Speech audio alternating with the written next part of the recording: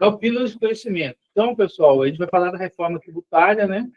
Que é uma emenda constitucional, uma lei complementar. Então, qual que é o cenário atual? Complexidade, né? Muitos tributos sobre diferentes bases de cálculos e regimes distintos. Alto custo operacional, mais elevada carga tributária. A elevada carga tributária, ela vai continuar, né? O Brasil é um país que tem déficit, então ele não vai reduzir a carga tributária. Mas o custo operacional, há uma tendência disso reduzir.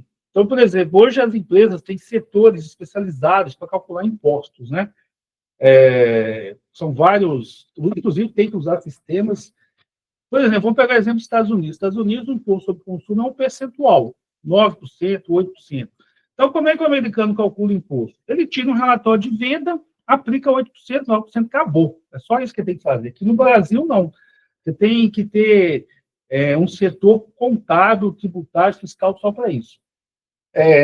Distorções competitivas, você tem dificuldade de conhecer o seu real imposto, né? Tanta exceção, tanta lei que as empresas têm dificuldade de saber o custo. Guerra fiscal. Então, imagine o seguinte, a Fiat, ela quer expandir a fábrica dela aqui em Betim. Aí, do lado de Minas, do Espírito Santo, tem lá uma outra montadora negociando lá uma instalação de uma fábrica e ficar 30 anos sem pagar imposto. Como é que a Fiat fica nesse momento, né? Assim, fica duvidosa se ela faz ou não investimento. Elevado volume de litígios, conflitos constantes entre o fisco e o contribuinte. Eu até já comentei algumas vezes, se eu fosse advogado, eu queria ser um advogado tributarista. Tem tanta confusão, tanta margem para você questionar os impostos, que constantemente tem litígio entre o contribuinte e o governo, né? Qual é o objetivo da reforma? Unificar tributos sobre o consumo, reduzir a burocracia e os litígios, tornar o sistema mais transparente e garantir o fim da guerra fiscal. Quem vende mais, paga mais. Então, o que acontece aqui? Um exemplo que acontece aqui no Brasil. Você é uma autopeça de Minas, você compra mercadoria em São Paulo, você já paga o imposto antes de você vender. Na hora que você traz a mercadoria para dentro de Minas, você já está pagando imposto. É um absurdo, né? Você está com a mercadoria estocada, você está tendo que pagar o imposto. E você, acabando com a guerra fiscal, você também vai garantir que as empresas tenham mais confiança em fazer investimento. Como é que eles vão acabar com a guerra fiscal? Eu vou falar isso mais à frente. O imposto vai ser pago no destino. Então, você comprou uma mercadoria de São Paulo, ele mandou para Minas, quem vai receber o imposto é o governo de Minas, tá? Então isso aí vai ajudar a reduzir, né, essa guerra fiscal. As principais mudanças são essas aí, ó. Vai ter o IVA, a gente chama de IVA dual, porque, na verdade, os países que têm um regime tributário mais simples, eles usam o IVA, Imposto de Valor Agregado. Mas no Brasil ainda ficaram dois, né? Que vai ser o CBS e o IBS. O CBS vai ser a unificação do PIS e COFINS. E o IBS vai ser o ICMS e o ISS, né? O ICMS é o imposto estadual e o ISS é o imposto municipal. Alguém vai me perguntar, cadê o IPI? O IPI vai ser extinto, tá? Ele vai ser extinto, ele vai existir apenas por um tempo na Zona Franca de Manaus. Então, a gente vai trocar 5 impostos para 2. Não comunidade plena, crédito amplo recuperável. O que é isso? É o seguinte, a lei fala, você não pode cobrar imposto sobre a mesma base, né? Então, eu estou vendendo eu comprei um computador por R$ 1.000 da Dell em São Paulo, 12% de CMS. Eu vou vender em Minas por 1.500. Também, vamos imaginar que é 12% também. Eu só posso pagar imposto dos 500. Eu não posso pagar imposto de 1.500. Essa lei já existe, mas vamos falar assim, ela é burlada de várias formas, né? Pelo próprio governo, eles criam submissão tributária por dentro, por fora, eles arrumam um tanto de confusão que acontece que o imposto é cobrado várias vezes, né? O que é extremamente injusto. Então, isso vai acabar com essa reforma. É o princípio do destino que eu falei com vocês. O cara pode abrir uma fábrica de carro lá em Manaus, mas o imposto vai ser para onde que o carro for vendido, né? Então, não adianta querer fazer esses acordos com esses estados para implantar a fábrica em outro estado, não vai adiantar, vai valer o imposto do destino. Cadastro único nacional, identificação unificada de contribuintes, né? Quem trabalha com o sistema sabe, existe inscrição municipal, inscrição estadual e o CNPJ. Por que tem inscrição municipal? É para a prefeitura cobrar o ISS. Para que tem inscrição estadual? Para o estado cobrar o ICMS. E tem o CNPJ. Então, isso vai acabar, vai ter um sistema único. E um sistema integrado também de apuração e recolhimento, tá? Ainda não tenho maiores detalhes desse sistema, mas eu sei que o CERPRO, que é uma empresa do governo federal de processamento de dados, já estão trabalhando nisso. Então, resumindo, vai ter dois impostos para a gente conversar, de consumo, né, pessoal? Porque imposto de renda, IPVA, IPTU vai continuar existindo. Linha do tempo. Essa linha do tempo aqui é importante. O sistema vai estar totalmente implantado em 2033, mas em 2026 já começam algumas coisas importantes. Na verdade, né, o pessoal de sistema está aí, já teve mudança para esse ano, né? As notas fiscais em homologação já estão tendo impacto, né? O pessoal aí pode falar depois. Então, 2026 começa a transição. Em 2027 vai ter uma coisa importante, o PIS/COFINS já some, tá? Oficial, vai ter o CBS. Aí, 2029 a 2032, o IBS, né, que está substituindo o ICMS e ISS, vai ser gradualmente substituído. Né? Então, eles vão começar com a alíquota de 0,01, só para testar o sistema, e vai continuar existindo os impostos atuais. Vai ter duas coisas aqui também interessantes, né? Vamos falar assim, somente o Split Payment. O que é o Split Payment, pessoal? É recolhimento automático no momento da transação financeira. Olha que interessante. A TS comprou um notebook lá em São Paulo, da Dell, R$1.000, um exemplo. O imposto é 10%. Na hora que eu fazer o PIX, né, para a Dell, o governo já vai pegar a parte dele. Né? Então, o recolhimento é na hora. Isso é interessante para as empresas que pagam o imposto em dia, porque todo mundo vai ter que pagar, né? Vou falar assim. Então, esse ponto aí pode ser que, ao longo do tempo, a carga tributária reduza. Porque vai ter mais pessoas pagando, então talvez o governo faça, não preciso cobrar 25% de IVA, posso reduzir para 20%, né? Então, isso aqui é uma coisa interessante. Então, a segregação automática dos tributos, se acredita no fornecedor só o líquido. Mas e se eu for pagar de outra forma, não vai ser com PIX? Aí você tem que emitir a guia e recolher normalmente. Mas é muito difícil você pagar sem passar pelo sistema bancário, né? Então, passou pelo sistema bancário, já tem regra do imposto. Então, uma vinculação entre a transação financeira, vamos falar assim, o PIX, né, um exemplo, e o documento fiscal. Então, é como se no PIX você tivesse a chave da nota, né, vamos falar assim. E vai ter outra coisa chamada cashback, né, que o governo, os parlamentares, eles vão devolver alguns impostos para itens essenciais para a população de baixa renda.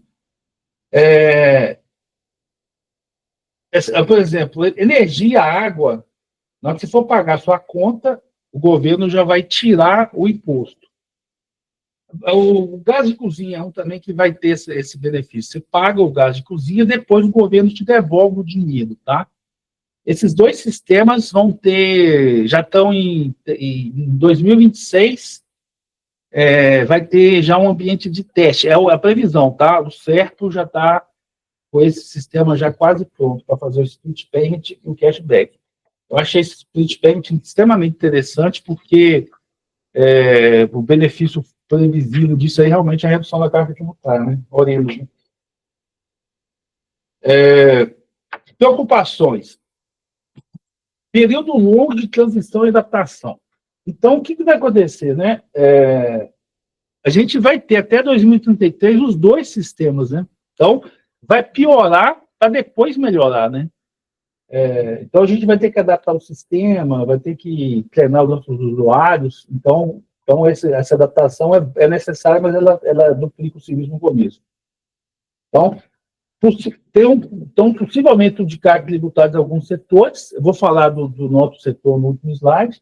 Necessidade de atualização de sistemas e processos contábeis, né? Então, assim, vai mexer nos RPs, que é o que a gente produz, as contabilidades vão ter que se adaptar, o próprio governo vai ter que se adaptar, então vai ter um grande trabalho. Treinamento de equipes para o novo modelo, né? Os desafios para TS. Muitas mudanças no sistema, alguns já em 2026. Na verdade, já tem alguns em 2025, né? Que eu sei que o pessoal está soltando a versão aí. A transição ela é útil, mas não ajuda muito, no caso, quem comercializa um RP como a gente. Eu gosto de dar esse exemplo aí. Vai ter uma alíquota de 0,01. Então, para quem está pagando imposto, beleza, você paga. Não, governo está muito aí. Se der errado esse 0,01, até deixa para lá. Mas só que para a gente, nós temos que fazer. Nós temos que criar o campo do banco de dados, nós temos que colocar na tela, nós temos que fazer o cálculo. Então, tá vendo como é que é complexo? O pessoal do sistema aí, então, já tem que se preparar para isso. A gente vai ter que conviver com os dois modelos, né, que eu falei, vai complicar a implantação, vai complicar o suporte. A carga, agora, no caso da TS, setor de tecnologia, eu tive um evento lá na CES, a carga tributária da TS vai aumentar em 11%. 11%. Que é significativo, né? Opa.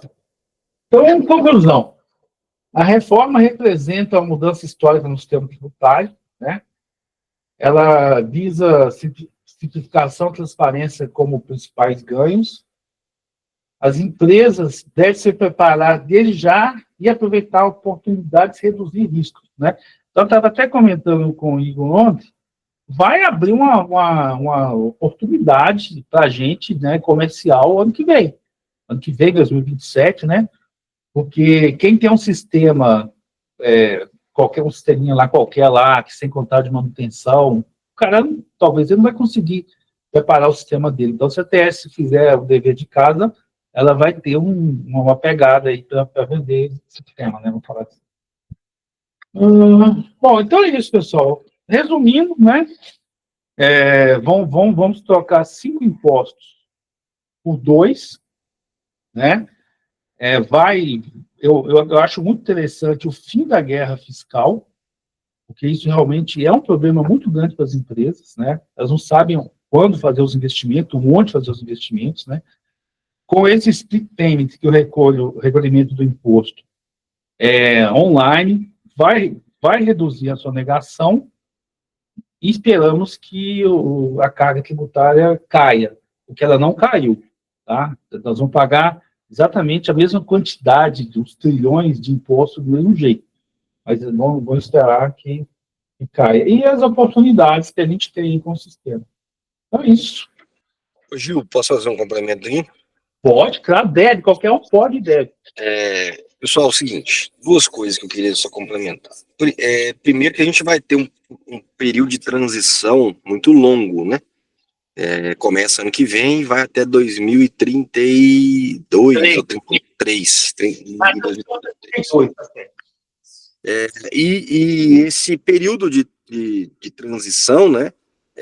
Nós vamos estar convivendo com os 2 cenários tributários, né? O atual e o novo. Qual que é o impacto disso? Isso vai ter grandes impactos dentro do nosso mundo com os nossos clientes. Igor, quais são esses impactos? Exemplo, formação de preço. A formação de preço ela vai ter que conviver com esses 2 ambientes. Então, você vai estar comprando um produto que antes tinha de FAO, agora não tem, mas tem o IPI que vai acabar. Então, nós vamos ter que nós vamos ter que entender isso bem, porque os nossos clientes não vão entender e nós vamos ter que ajudar eles a entender isso aí.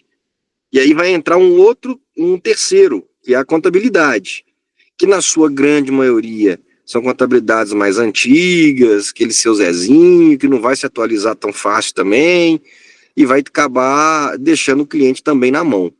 Então esse tema é um tema que a gente tem que aprofundar, a área de produto, a área de implantação, a área de suporte, comercial, porque esse tema ele pode fazer uma diferença na hora de fazer uma venda daqui a pouco, na hora de fazer um atendimento para um cliente, na hora de fazer uma implantação, na hora de desenvolver o produto também. Então esse é o primeiro ponto que eu queria chamar a atenção. O segundo ponto para destacar essa questão do split payment. O Gil falou e ele explicou o que é, mas o impacto disso é muito maior do que a gente possa estar imaginando. Não é só simplesmente mudar a forma de pagar o imposto, vou pagar antes, eu vou pagar depois. Existe um contexto dentro disso, que eu vou contar uma história aqui para vocês. O cliente, quando ele hoje faz uma venda, estou fazendo uma venda hoje, hoje é dia 11, fazendo hoje uma venda. Eu vou fazer a venda de R$1.000, né? Nessa venda eu vou ter o imposto de 100 para pagar, por exemplo. Quando que eu vou pagar esse imposto? Na minha guia, que vai vencer no dia 15, dia 20 do mês que vem. Só que eu vou receber os R$1.000 agora. Então eu estou colocando R$1.000 no meu caixa. É como se eu estivesse trabalhando com o dinheiro do governo por 30 dias emprestado sem pagar juros. E aí lá na frente eu vou pagar esse tributo. O que vai mudar é que eu vou ter um impacto grande, eu como lojista, no meu fluxo de caixa. Eu não vou receber mais os R$1.000. Eu vou receber os R$1.000 menos o imposto. Então eu vou receber 900. Então eu não vou ter aqueles R$100 de crédito sem juros ao longo do mês. E quando houver a transição disso, muitas empresas podem ter dificuldade no seu fluxo de caixa, porque hoje as empresas trabalham com o dinheiro do governo. Mas é pouco imposto, é pouco, é muito, não interessa, trabalha com o dinheiro do governo. Isso vai mudar. Então, no cenário de uma loja que hoje vende, que recebe, trabalha com dinheiro e depois paga, já vai ser difícil. Agora, imagina aquele cenário onde o cara vende, recebe o produto, recebe o imposto, quando vem a guia ele não paga, deixa juntar e depois faz um refis. E vai fazendo refis em cima de refis. Tem muita empresa trabalhando assim. Isso não vai ser mais possível. Então, a dinâmica de fluxo de caixa dos negócios vai mudar. E as empresas vão ter que se adaptar a isso. Então, esses dois pontos são importantes. E já fazendo um gancho um pouquinho ali do tema que nós vamos falar na próxima, que a gente definiu, que é o storytelling, é um pouco disso. É você contar uma situação, é você explicar uma situação contando uma história. Igual eu contei a história aqui do cara que vende, recebe, e depois ele paga, e depois ele vai ficar com dinheiro. É diferente de só explicar, como o Gil explicou, nós vamos ter um split payment. O storytelling, ele vem para facilitar a forma de você comunicar e a pessoa entender do outro lado, que é mais ou menos o que eu fiz aqui com o split payment, beleza? E alguém quer colocar alguma dúvida? Alguém acho que falou, não sei. Alguém fez algum comentário, gente? Ou foi o Igor? Final da fala dele. Não, eu só falei beleza. Então, Edivan aqui. Eu tenho dado uma olhada já nesse tema há algum tempo, e uma das situações que eu acho interessante é a questão do IVA, que a gente ainda não aplica aqui, né? A gente tem um princípio de IVA, que é o ICMS normal, que você vai, cada um destaca o seu, e gerou algumas dúvidas, e eu tenho tentado buscar sanar essas dúvidas, que é a questão do que o Gil falou lá no início, que cada estado vai receber, se você vender de Brasília para o Goiás, quem vai receber o tributo é o Goiás. E uma rastreabilidade que a gente já vê há algum tempo tentando ser feito, que é a inclusão do CNPJ do distribuidor fabricante dentro do produto, para poder trazer essa informação da origem lá dessa mercadoria, até porque a gente tem algumas situações de produtos que são fabricados similares, são produtos similares, e a gente tem os clientes colocando todo mundo no mesmo copo. E, por exemplo, o segmento de autopeças tem muito isso, uma pastilha de freio feito para o Gol, aí tem a fabricante A, B, C e D, e lá no cadastro do cliente também assim, pastilha de freio do Gol. De onde que veio? Para onde que vai? De que fabricante que é? Isso daí a gente não tem. Então, gerou uma preocupação em mim dessa questão de estarmos reforçando ao cliente a complexidade do cadastro dele. Então, o cadastro do cliente, essa base que a gente tem hoje, vai impactar muito lá na frente. A preocupação com o cliente que a gente tem hoje, e também vai ter que passar por uma reestruturação no seu cadastro inteiro. Não é só o documento fiscal que vai ter que mudar, a parte do cadastral do cliente vai ter que mudar toda. Então, às vezes, o cliente vai ter que ter lá 5 pastilhas de freio cadastrado. Às vezes não, terá que ter, já deveria estar tendo essa situação, e é uma realidade que a gente não tem. Os clientes são muito bagunçados, contabilidades são bagunçadas, e eu já me faço refém dessa situação. Me formei ano passado em Ciências Contábeis, e estou aqui já procurando, já estou fazendo 2 pós-graduações, já estou engatando na 3ª já, que é justamente sobre a reforma tributária, porque a complexidade vai ficar muito grande, não só para os contadores antigos, mas para os novos também. Então, eu vejo também como oportunidade muito grande da TS embarcar esse segmento contábil dentro da TS, uma consultoria contábil para o cliente, para a gente trazer, não perder cliente da nossa base, e ainda trazer clientes que vão ficar órfãos em sistemas que não vão dar conta de entregar tudo isso. Então, a questão do IVA, eu vivenciei recentemente em outro país, essa questão do IVA, o jeito que é calculado o imposto, a simplicidade que é você pegar o documento fiscal e ver quanto que é o imposto que você está pagando. Você olha lá, tá simples, está na cara. Eu peguei as notinhas fiscais e guardei, tem as notinhas aqui para eu poder estar acompanhando, e tá lá. O produto é tanto e o imposto é tanto, desde a sua fabricação. Então, cada um pagou o seu, a fábrica pagou o seu, a distribuidora pagou o seu, e o consumidor final pagou o imposto de todo mundo e não acumulou esse imposto para todo mundo. Então, vejo com essa situação e tenho essa preocupação dos nossos clientes com os cadastros que já tem hoje. Se hoje virasse uma regra e a gente tivesse que fazer hoje, não daria certo. A maioria dos nossos clientes, a gente ia fila no suporte, ia ser mato, para a gente poder tentar resolver. Então, a preocupação que eu tenho é essa daí de cadastro de produto, mas é um assunto bacana, cara. É a oportunidade, eu vejo mais como oportunidade de ganhar dinheiro agora, essa daí. Inclusive, a área de produto, né? Eu vi o Tandy aqui, não sei quem mais está aí. O nosso cadastro de perfil de imposto ele é bem complicado, parece que vai dar uma mexida nisso, né, Tandy? Se você pudesse. Vai sim. Já aproveita e pensa já nesses impostos novos aí, ó.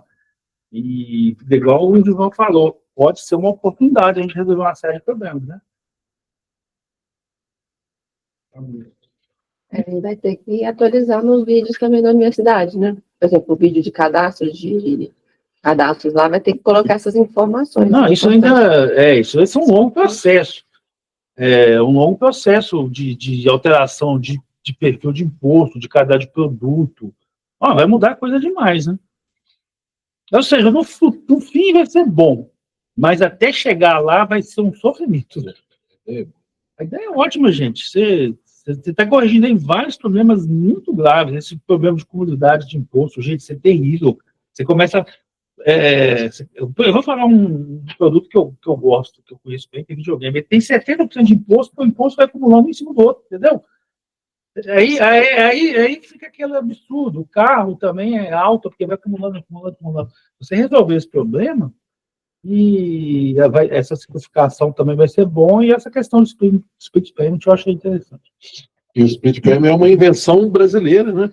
O cara está sendo premiado no mundo todo. Eu até procurei o nome dele aqui, não achei, mas é fácil de achar na internet. A gente estava num evento com o nosso parceiro. Alexandre de Moraes, deve ser, né? A situação sobre esse split payment, aí a gente vai ter uma situação que é o fim da moeda. Vai acabar a moeda física. Literalmente. Mas esse split payment, eu acho que ele ainda vai demorar. Ele não vai entrar no prazo que eles estão querendo, porque tem muito fator. O cara compra e devolve, já descontou o imposto. Como é que vai acreditar isso? O cara compra parcelado no Brasil 12 vezes. Vai descontar o imposto integral na hora que vender na primeira parcela, ou vai ser 12 parcelas descontado do imposto? Então, tem muita coisa ainda que eles jogaram a ideia inicial, mas na prática tem um cenário. Aquele cara que vende faturado, né? Ele pega a peça no dia, leva para a oficina, acumula para faturar depois. Então tem muita coisa ainda para... Esse split payment, eu acho que ele ainda vai demorar um pouquinho para entrar no eixo. E uma forma dos nossos clientes burlar o fisco vai ser através da moeda impressa, né? Isso. Porque se o Pix ele vai ser, né, tributado já logo automaticamente na movimentação, quando uma forma que eles vão ter, então eu acho muito difícil da moeda ser extinta. Eu acho que ela vai, pelo contrário, ela vai entrar mais em uso justamente para o contribuinte conseguir burlar. Nós vamos ver o renascimento do cheque e da promissória. Mas aí com a entrada do Drex também, eles devem incentivar alguma coisa em cima do Drex e imprimir menos papel, menos moeda, né? É o que eu imagino. Do Drex, eu estava vendo ontem um vídeo, vai entrar mais agora agora não, né? A primeira etapa dele vai ser mais voltada para transações mais entre bancos. Porque isso era uma preocupação, porque se todo mundo tiver uma conta lá no Banco Central direto para movimentar o Drex, para que vai ter Banco do Brasil? Para que vai ter Bradesco? Para que vai ter isso? Então eles vão fazer a primeira etapa agora, mexendo mais com essa parte bancária, mas a ideia é que futuramente também entra para pessoas físicas, trabalhar com ele também. E aí pode ser uma preocupação, porque todo mundo vai trabalhar, entre aspas, com criptomoeda. Bom dia para vocês, viu, gente? Bom trabalho, um abraço. Valeu, Tchau. Um abraço, tchau. Daqui a pouco para vocês, ok? Muito obrigada. Pessoal. Pela visão. Bom dia. Bom dia.